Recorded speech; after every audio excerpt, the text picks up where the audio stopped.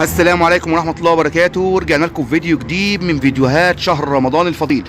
كما وعدناكم ان شاء الله 30 حلقة على البيج بتاعنا في خلال شهر رمضان ان شاء الله. النهاردة هنتكلم عن موضوع مهم جدا يا جماعة، وهو طريقة تزاوج الحمام.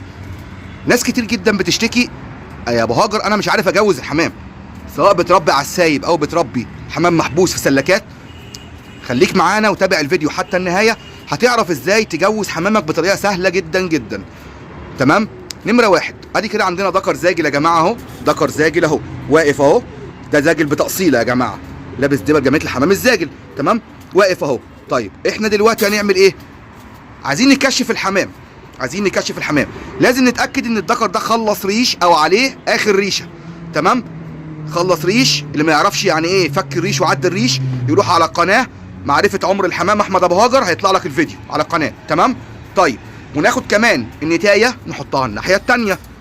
تمام، سواء انت متاكد ان دي نتايه او مش نتايه، لازم تحبسهم يبقوا شايفين بعض كده. بص كده ازاي يا باشا اهم، دي نتايه وانا عارفها وده ذكر وانا عارفه. تمام كده، هنحبسهم كده. عايزين نجوزهم بقى لبعض، هنعمل ايه؟ تمام، هنحط الذكر جنب النتايه لمده 5 ايام اهو، زي كده اهو، لمده 5 ايام جنب النتايه يشوفوا بعض. طب انا بعمل ليه كده؟ بعمل كده عشان خاطر ازوف النتايه. الذكر بيصدر اصوات والنتايه بتصدر اصوات، هتلاقي الذكر بقى يجعر ماشي، والطيره بقت بتزوف. مفيش ذكر بيزوف يا جماعه، كلمه زوفان دي تطلق على النتايه فقط. الذكر بيجعر. تمام كده اهو. هنروح جايبين بقى دلوقتي النتايه بعد مرور 5 ايام. احنا حبسنا الذكر في العين اهو اللي عايزين نجوزهم فيها.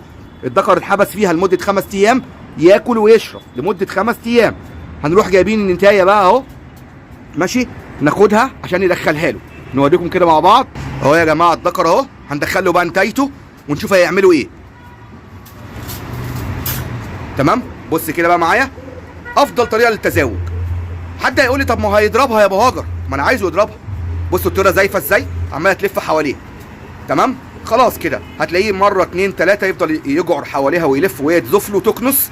تمام، هتلاقيه خلاص في ظرف ساعه ولا بتاع ضربها ضربتين، هتروح مسلمه نمر ويروح ايه طالع عليها يغتها، وكده خلاص يتجوزوا. اخدهم بقى اعزلهم في عين اللي انا عايزهم يتجوزوا فيها بقى ويبيدوا. طب لو انا بربي على السايب، والله انا بنصحك او بنصحك يا ست الكل نصيحه لوجه الله، عاوزكم تربوا باسلوب احترافي شويه.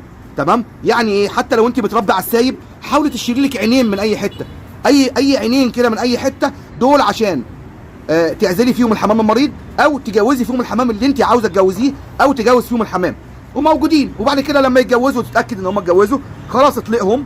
تمام، يتحبسوا مع بعض بقى بعد كده 3 ايام مع بعض لحد ما تتاكد تشوفوا بيطلع عليها بعينك. خلاص كده هم اتجوزوا. عايز بس تسيبهم مع السايب، سيبهم، هم كده اتجوزوا. هم بقى يختاروا لهم عين ويعيشوا حياتهم ويبيدوا ويبقوا زي الفل ويعيشوا في تبات ونبات ويخلفوا ايه ولاد وبنات. وشكرا جدا لحسن المتابعه. لو انت مش عامل لنا متابعه على البيج احمد ابو هاجر محب الحمام، تابعنا. عندنا قناتنا الجديده على اليوتيوب وقناتنا القديمه. تمام، موجودين على اليوتيوب، اعمل لنا عليهم متابعه برضو واعمل لنا اشتراك فيهم. وانتظرنا في كل يوم فيديو في خلال شهر رمضان. شكرا جدا على حسن المتابعه والمشاهده. كان معاكم اخوكم في الله احمد ابو هاجر.